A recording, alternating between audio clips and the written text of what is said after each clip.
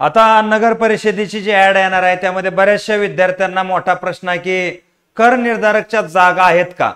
तर यामध्ये आपल्याला हीच गोष्ट आज बोलायची, कर निर्धारकच्या जागा आहेत का नाही, आणि आहे तर त्याचा सिलेबस नेमका कसा आहे, या समस्त गोष्टीची चर्चा आपण करणार आहोत। त्याच्यामुळे 5 ते 10 मिनिटांमध्ये हा व्हिडिओ होईल, अत्यंत व्यवस्थितरित्या बघा, जेणेकरून कर निर्धारक अशी पोस्ट आहे की जी कंबाईन एमपीएससी तील काय पोस्ट पेक्षा सुद्धा ह्या पोस्टचा पगार पाणी ह्या गोष्टीचा दर्जा खूप मोठा आहे। त्याच्यामुळे ज्या विद्यार्थ्यांना कंबाईन ग्रुप बी सी मध्ये अपयश आलं की अशा विद्यार्थ्यांसाठी अतिशय मोठी सुवर्ण संधी म्हणजे कर निर्धारक आणि प्रशासकीय सेवा। तर पहिला मुद्दा मी तुम्हाला सांगतो तो नीटनेटका बघा की कर निर्धारक आणि प्रशासकीय सेवेबद्दल जर सांगायचं झालं तर आता ज्या 2 नवीन नगर परिषदा तयार झालेल्या आहेत त्यामध्ये टोटल कर निर्धारक पदाची 13 जागेची वॅकन्सी आहे, बरोबर आहे। आणि पहिल्या जर आपण विचार केला तर या ठिकाणी 710 हा रिक्त जागांची संख्या होती, बरोबर आहे। आता आपण टोटल 710 अधिक 13 जर केलं तर 723 एवढ्या कर निर्धारकच्या जागा रिक्त आहेत आणि त्या लवकरात लवकर भरायच्या आहेत। आता नगर परिषदेमधलं हे सगळ्यात महत्वाचं पद आहे, त्यामुळे नगर परिषदेची जी आतापर्यंत आपण सांगत होतो 3100 प्लसची जी ऍड होती तर ह्या ऍड मध्ये 710 जागा कर निर्धारकच्या भरायच्या आहेत आणि आता त्यामध्ये ही संख्या जी वाढलेली आहे ती 13 जागेंची संख्या वाढलेली आहे। अशा रीतीने जर आपण पाहायचं झालं तर टोटल या 18 जागा वाढल्या इतर जागा वगैरे पकडून, तर अशा प्रकारे कर निर्धारकचा जर वेतन श्रेणी जरी तुम्ही बघितली तर ही वेतन श्रेणी जवळजवळ 38,600 ते 1,22,800 एवढी आहे। म्हणजे ही पोस्ट अतिशय मोठी आणि चांगली पोस्ट आहे, हा पहिला मॅटर लक्षात घ्या।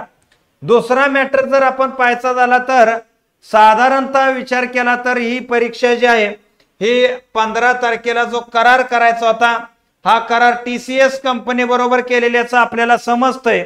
म्हणजे ही बैठक झालेली आहे, ही बैठक झालेली म्हणजे ह्या डेटला ऍड येऊ शकते 15/7 15 जुलैच्या आसपास, 2-4 दिवस मागं नाही तर 2-4 दिवस पुढं, पण हे ऍड पडणार आहे यात काही डाऊट नाही। त्यामुळे त्याच्या अभ्यासाची तुम्ही सुरुवात करा। कर निर्धारकसाठी काय सिलेबस आहे तो सिलेबस तुम्हाला मी व्यवस्थितरित्या सांगतो, व्यवस्थितरित्या ऐकून घ्या। आजपासून या सिलेबसला तुम्ही तयारीत नक्कीच राहा। तर इथं जर आपण पाहायचं झालं तर या संदर्भात बॅच सुद्धा आपली सुरू आहे, लाईव्ह प्लस रेकॉर्डेड बॅच आहे। का तर यातलं जे पेपर 1 पेपर 2 जर बघितला तुम्ही तर समस्त कंबाईनचं जीएस आहे, त्याला जोड मराठीचे, त्याला जोड इंग्रजीचे, त्याला जोड गणित बुद्धिमत्ताचे आहे। एवढा सगळा प्रचंड सिलेबस तोही महाराष्ट्रातील सगळ्या टॉपच्या टीम कडून तुम्हाला शिकवला जात आहे आणि त्याची फी फक्त 1499 रुपये आहे। त्यामुळे ह्या बॅचचा सुद्धा तुम्हाला जबरदस्त फायदा होईल। का तर इथलं पुरेपूर जीएस जे आहे तो पूर्ण कमांड माझ्याकडे आहे, त्याच्यावरनं तुम्हाला अंदाज या बॅचचा आला असेलच। आता ह्याचा सिलेबस बघा, पेपर 2 असतात त्याला, कर निर्धारक प्रशासकीय सेवेसाठी 2 पेपर। त्यामध्ये जो पेपर 1 आहे हा पेपर 1 ह्यामध्ये आपण पाहतो की पेपर 1 साठी टोटल 15 म्हणजे असे टोटल आपण पाहायचं 60 प्रश्न आहेत। किती प्रश्न? 60 प्रश्न आहेत आणि या पेपर 1 मध्ये प्रत्येक प्रश्न 2 मार्काचा असल्यामुळं हे आहे 120 मार्कासाठी हे 60 प्रश्न। त्यामध्ये 15 प्रश्नासाठी तुम्हाला मराठी आहे, 15 प्रश्नासाठी इंग्रजी आहे, सामान्य ज्ञान 15 प्रश्न आहेत, बौद्धिक चाचणीला 15 प्रश्न आहेत आणि ह्या 15 म्हणजे 60 प्रश्नासाठी तुम्हाला टोटल 70 मिनिटाचा वेळ आहे, ऑनलाईन एक्झाम होत असते। आता याचा जो पेपर 2 आहे हा पेपर 2 नीट लक्षात घ्या, हा पेपर 2 आहे टोटल 40 प्रश्न 80 मार्काला, म्हणजे हा 80 मार्काचा पेपर आहे। म्हणजे पेपर 1 आणि पेपर 2 मिळून 100 प्रश्न राहतात आणि हे 100 प्रश्न 200 मार्कासाठी राहतात। यामध्ये आपण पाहतो की 1/4 निगेटिव्ह सुद्धा आहे, त्याच्यामुळे नॉर्मलायझेशन मध्ये मार्काचा जास्त फरक पडत नाही। निगेटिव्ह नसलं नकारात्मक गुण व्यवस्था नसली की नॉर्मलायझेशन मध्ये मार्काचा मोठा तफावत येते. त्याच्यामुळे इथं काय नॉर्मलायझेशनचा स्कोप कमी आहे.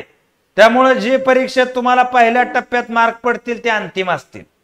ह्याचा जर सिलेबस बघितला तर पेपर 1 मध्ये जर विस्तृत आपण मराठी पाहायचं झालं तर या मराठीमध्ये काय राहतं बघा.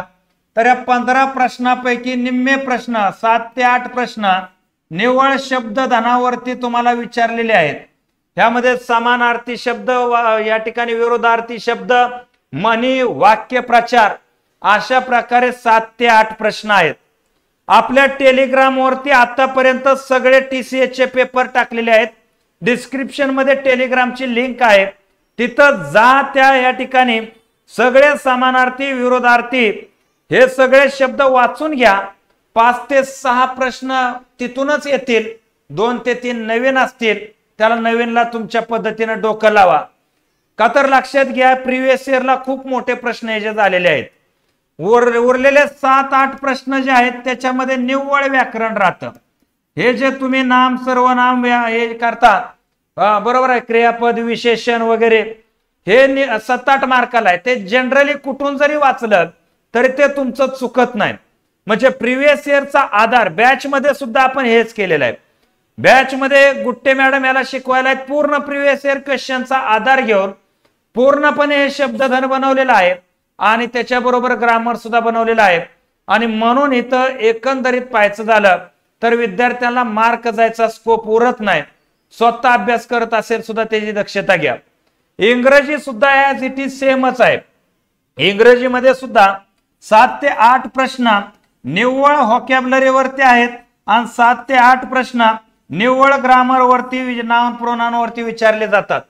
इंग्लिशला सुद्धा दर्जेदार टीम आपल्याकडे आहे आणि ह्याच प्रश्नाचा आधार घेऊन इंग्लिश बनवलेला आहे. ज्या विद्यार्थ्यांना सेपरेट अभ्यास करायचा आहे त्या विद्यार्थ्यांनी आपल्या टेलिग्रामला जा, त्या ठिकाणचे प्रिव्हियस इयर पेपर पहा, त्यातले सगळे व्होकॅब्युलरी पाठ करा आणि जनरली इंग्लिशचं कोणतंही पुस्तक वाचा तरी सुद्धा 10 ते 12 प्रश्न तुमचे इथे बरोबर आल्याशिवाय राहणार नाहीत. हा मुद्दा इथं लक्षात घ्या. आता पुढचे 15 प्रश्न जे आहेत ते GS-GK ला आहेत. आता या GS-GK मध्ये इतिहास आहे महाराष्ट्राचा, भारताचा, विशेषतः महाराष्ट्राचा भूगोल आहे. त्याच्याबरोबर आपण पाहतो की भारतीय अर्थव्यवस्था, यामध्ये आयात निर्यात चॅप्टर आहे, राष्ट्रीय बँक आहेत, अर्थसंकल्प आहे, इन्फ्लेशन आहे, महागाई आहे. म्हणजे कंबाईनच्या लेवलचा अभ्यास हित आहे. GS-GK वरती स्वतंत्र व्हिडिओ बनवणार आहे मी की त्याला नेमकं काय वाचलं पाहिजे. कंबाईनला जे तुम्ही वाचताय त्याच्या पलीकडे याला काय वाचायचं नाही. बॅच मध्ये यातले जेवढं पर्टिक्युलर पाहिजे तेवढे चॅप्टर सगळे आपण पूर्ण केलेले आहेत. अवांतर त्यामध्ये काहीच नाही, जेणेकरून अभ्यास कमी आणि स्मार्ट वे न तुमचा होऊ शकतो. हा मुद्दा लक्षात घ्या. त्याचे PDF नोट्स सुद्धा आहेत. पूर्ण भारतीय राज्य घटनेचा अभ्यास तुम्हाला इथं आहे, पर्यावरणाचा सुद्धा अभ्यास तुम्हाला इथं आहे. 15 प्रश्न जर पाहायचे झाले तर 15 प्रश्नामध्ये इतिहास आहे, भूगोल आहे, अर्थशास्त्र आहे, राज्य घटना आहे, चालू घडामोडी, एक घटकाला 3 ते 4 एवढे प्रश्न तुम्हाला इथं काय विचारले जाणार आहेत. तदनंतर पुढचा विषय जो आहे ज्यामध्ये बुद्धिमापन चाचणी, ह्यामध्ये बुद्धिमापन चाचणीत बेसिक अंकगणित राहतं. बुद्धिमापन चाचणीत असं धरू नका फक्त बुद्धिमत्ताच येतं, नाही, बेसिक अंकगणित, सरळ व्याज, चक्रवाढ व्याज, हे असे बेसिक जे आहेत ज्याच्यामध्ये बेरीज, वजाबाकी, गुणाकार, भागाकार आहे. आणि त्याच्याबरोबर मॅक्सिमम बुद्धिमत्तेचे प्रश्न राहतात.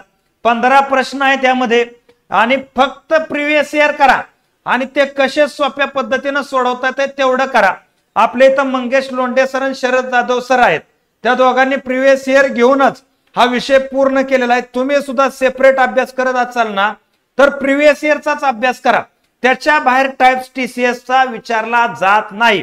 त्याच्यामुळे 15च्या 15 प्रश्न तुमचे तिथून बरोबर येतील. का तर वेळ याला मोठा आहे, पेपर 1 साठी 70 मिनिट वेळ आहे. त्याच्यामुळे याला प्रत्येकाला वेळ तुम्हाला भरपूर शिल्लक राहतो. कंबाईन सारखी कुतरवड इथं होत नसते, त्यामुळे सोप्यातल्या सोप्यात इथं होत आहे. पुढचा मुद्दा जो आहे पेपर 2, पेपर 2 मध्ये जर पाहायचं झालं तर महाराष्ट्राचा भूगोल, त्यामुळे महाराष्ट्राचा फिजिकल जिओग्राफी आला, फिजिओग्राफिक विभाग जसे हवामान विभाग, पर्जन्य विभाग, तापमान विभाग, पर्जन्यातील बदल, नदी प्रणाली आहे, पर्वत डोंगर, महसुली विभाग आहे, नैसर्गिक वनसंपत्ती आहे. म्हणजे कंबाईनला जेवढा भूगोल लागतोय ना तेवढा सगळाच तुम्हाला पेपर 2 साठी करून ठेवायचा आहे. त्यानंतर मानवी वसाहत हा भूगोलचा अतिशय महत्वाचा चॅप्टर आहे. ग्रामीण नागरी वसाहत, स्थळ, जागा वगैरे, आकार, अंतर, त्याची रचना वगैरे, ग्रामीण वसाहती कशा असतात, काय असतात, या समस्त गोष्टी इथं तुम्हाला पाहायच्या आहेत. तदनंतर पुढे आहे नागरीकरण, पर्यटन, जे मोठा विषय आहे. त्याच्याबरोबर महाराष्ट्राचा इतिहास 1885 ते 1947 चा सामाजिक आणि आर्थिक भूगोल ते इतिहास आहे. 1857च्या लढ्यातलं महाराष्ट्राचं योगदान आहे. महाराष्ट्रातील समकालीन चळवळीत जसं संयुक्त महाराष्ट्र आहे, त्यानंतर महाराष्ट्रातील राष्ट्रीय चळवळीतले योगदान आहे, महाराष्ट्रात असलेले वर्तमानपत्र आहे, शिक्षण आहे. म्हणजे महाराष्ट्राचा सामाजिक आणि सांस्कृतिक दोन्ही प्रकारचा, राजकीय दोन्ही प्रकारचा इतिहासाचा तुम्हाला अभ्यास आहे. साधारणतः 1857 ते 1960 पर्यंतचा महाराष्ट्राच्या इतिहासाचा काय करायचा आहे, अभ्यास करायचा आहे.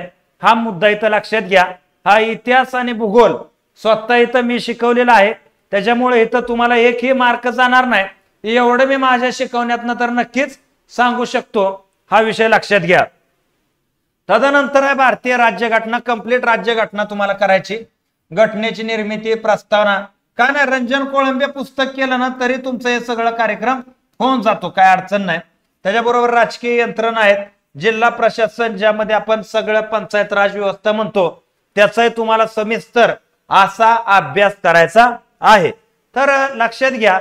त्याच्याबरोबर हे सगळंच म्हणजे राज्यघटना पूर्ण आहे. न्यायमंडळ आहे, प्रशासन कामगार कल्याण आहे, या सगळ्याचाच अभ्यास तुम्हाला पेपर 2 मध्ये करायचा आहे. त्याच्याबरोबर माहिती अधिकार अधिनियम आहे, महाराष्ट्र लोकसेवा हक्क अधिनियम आहे, भ्रष्टाचार प्रतिबंधक अधिनियम आहे आणि संगणकावरती 3 ते 4 प्रश्न तुम्हाला विचारले जात असतात. म्हणजे साधारणतः जर आपण पाहायचं झालं तर एक मुद्दा इथं नक्की क्लिअर आहे तुम्हाला. तो मुद्दा असा आहे की यामध्ये अर्थशास्त्र आहे, भूगोल आहे, राज्यघटना आहे, इतिहास आहे, पर्यावरण आहे, मानवी हक्क आहे, माहिती अधिकार आहे, संगणक आहे, गणित आहे, बुद्धिमत्ता आहे, मराठी आहे, इंग्रजी आहे. सिलेबसला कमतरता नाही, पण पोस्ट सुद्धा तितकी जबरदस्त आहे. आणि हे सगळं एकत्रितरित्या होण्यासाठी हे अतिशय सुंदररित्या डिझाईन केलेली बॅच सुद्धा तुमच्यासाठी अवेलेबल आहे. आणि ज्या विद्यार्थ्यांना सेपरेट अभ्यास करायचा आहे अशासाठी जे जीके मध्ये काय वाचलं पाहिजे, पर्टिक्युलर बुद्धिमत्तेत तर सांगितलं तुम्हाला मी, मराठीत सांगितलं, इंग्रजीत सांगितलेलं आहे, पण जे जीकेचं सुद्धा एक स्वतंत्र व्हिडिओ प्रत्येक पॉइंट वाईज मी घेणार आहे, जेणेकरून जे विद्यार्थी घरी बसून कुठलंच काहीच आधार न घेता अभ्यास करायचा आहे त्यांच्यासाठी हा फायद्याचा ठरेल. चालेल. तर हीच माहिती तुम्हाला चांगल्या रीतीनं लक्षात आलेली असावी अशी अपेक्षा व्यक्त करतो आणि या ठिकाणी मी थांबतो. जय हिंद, जय महाराष्ट्र.